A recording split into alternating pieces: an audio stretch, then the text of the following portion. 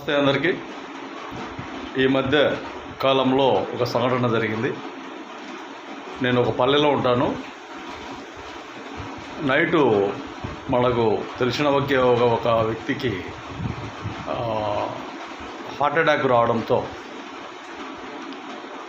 ఆ చుట్టుపక్కల కొన్ని ఆటోలు ఉంటే ఆటోలను కూడా పిలవడం జరిగింది హాస్పిటల్కి తీసుకెళ్ళడానికి. అయితే ఆటో వ్యక్తులు ఎందుకో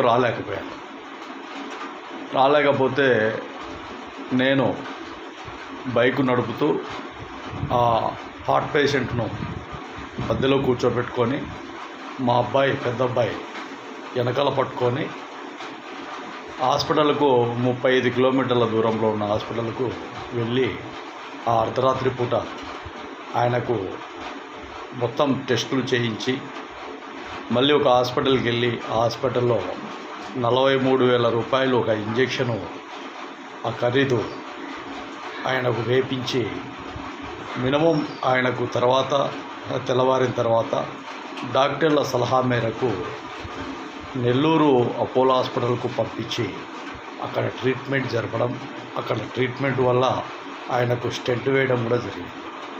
ఇలాంటి సంఘటనలు ఎందుకు తెలియజేస్తున్నామంటే ప్రజలకు కొన్ని వ్యసనాలకు లోనై ఇబ్బందులు గురై మనకుండే ఆస్తులు కానీ, మనకుండే పలుకుబడి కానీ, మనకుండే విధానాలు కానీ చాలా వరకు తక్కువ. కాబట్టి ఎలాగైనా కానీ ఈ వ్యసనాలకు కొంత దూరం అయితే చాలా వరకు మనము కొన్ని వ్యక్తిగత ప్రమాదాల నుండి కూడా మన ఆరోగ్యాన్ని కాపాడుకుంటామని కూడా కొంతమంది వ్యసనపరులు ఏదైనా ఉంటే అవి కొంతవరకు తగ్గించుకునేది మంచిదని కూడా ప్రజలకు తెలియజేస్తాను.